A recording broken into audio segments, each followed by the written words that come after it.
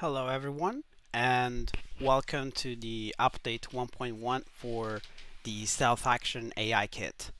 A quick disclaimer, the price of the product over time is going to raise slowly as I'm making the transition for this kit. And by transition, I mean it started as a stealth kit only focused on the AI, but slowly over time, this project will become a fully functional template for creating a stealth game, like the Swords of Metal Gear, Splinter Cell, Thief, Deadly Shadows, all this kind of games. So basically, what I'm going to do is extend the player code, add interactions, and a lot of features that are going to be specified in a document that I'm going to put in the comments and that I'm going to put in both the documentation of the marketplace link and the description. So the focus of this update was on covers.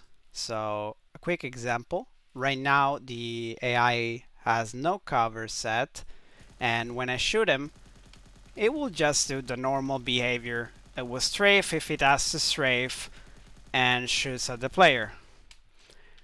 But if we enable covers and you have a new tab, as soon as you write cover in the details panel of your AI that you place in the level, you will have all sorts of parameters. For example, I'm going to disable the high ground covers and I'm just going to enable normal covers. And when we enable normal covers and we put the debug of the covers for duration, what you see is as soon as the eye is threatened, it will try to look for covers around the level.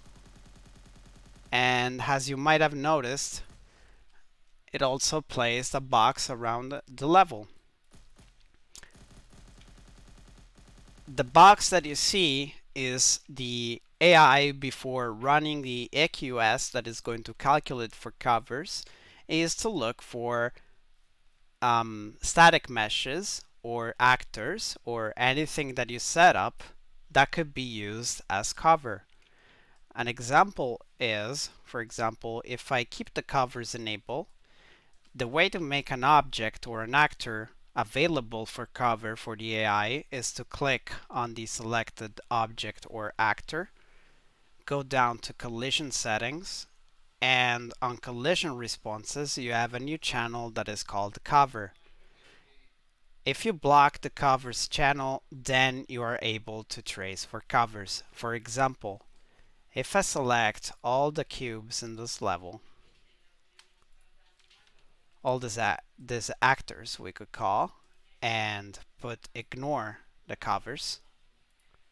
Even if the covers are enabled for the AI, when he tries to look for covers, he knows that around them there are no covers available, so the AI will not execute the looking for cover function.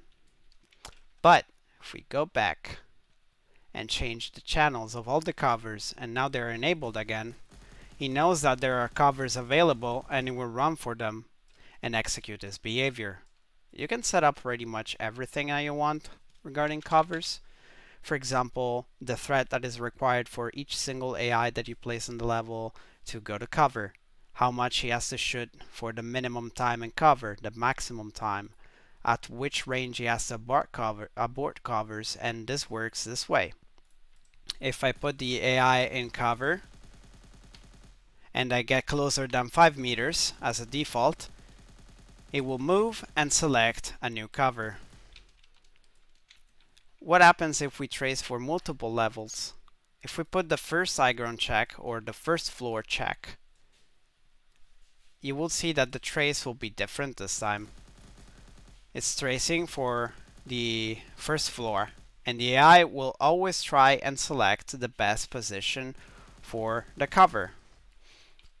If there is an high ground available, the AI will always try and look for an high ground. For example, if I enable the second layer and then threaten the AI will try and find a route for the best suitable position. It will go into cover, execute its behaviors, pop, and shoot at the player. How this works is that if you designed your level differently, you can set up the height of your first floor and second floor if you're running multiple levels. So for each AI that you place in around your level, you can set up your offsets.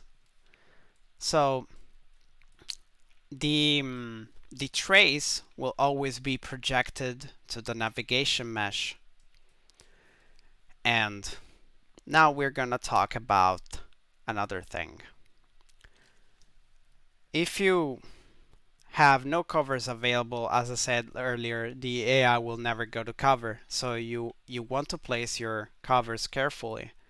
But there is also another thing that you can do. If, for example, I put my climbing actors for the AI with the navigation link exactly where they should be, and then the AI will look for cover, and for example, I want them to look only for the first level,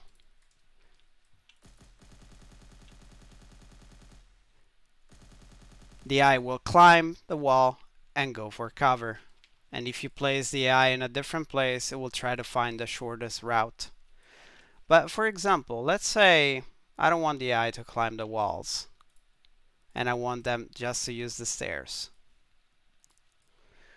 And let's say we don't have just one AI, but we got more, and we want to trace for all the floors. Let's do 3, let's do 4, or maybe 5. Now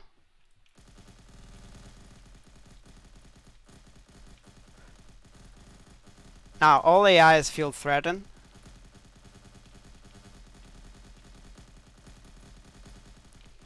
and they will try always to crowd the player according to the threat. The AI will try always to pick different position than its friends, but if they can't, they will stand next to them, or they will change cover later on. So this way, the AI is known which cover was taken and which cover was not taken. This way you can set up your level as you like. So the AI will always transition into covers when they feel threatened, and if you have multiples AI, if they're running a patrol, whatever they're doing, as soon as they transition, they will try to find the nearest cover, or actually the cover that is most far away from the player, the better position, and still maintaining a line of sight with the player. So in case of multiples AI, they will always try also to distance from each other AI. So you will have the AI always try and overcrowd the player. If I enable damage for the AIs, you can see how dangerous they are. And I'm going to show you really quickly. So, for example, I want the AI to do 5 damage. And this AI are aiming for the spine at the moment. But see, they're really dangerous. So it's up to you how you want to configure your AI, how you want them to behave, their fire rate, and if they want to look for covers or not. But in this update, I didn't just work on the cover, I also worked on the health regeneration. And you have a new tab called AI Health Regen, and you can decide if the AI can recover health. If this is on, the AI will only recover health outside of the hostile state, and if you want them, they can regenerate in combat. The time to take it means that each second, because by default, it restores 5 health. So if the AI is regenerating health in combat, you can see on top left the debug that is combat regen health. When it reaches 100, the timer will be cleared, and the AI will keep doing its normal behavior. The same applies if I disable this and I go out of combat. the AI will regen health only outside combat. As soon as he leaves the hostile state, the AI will be able to regen health.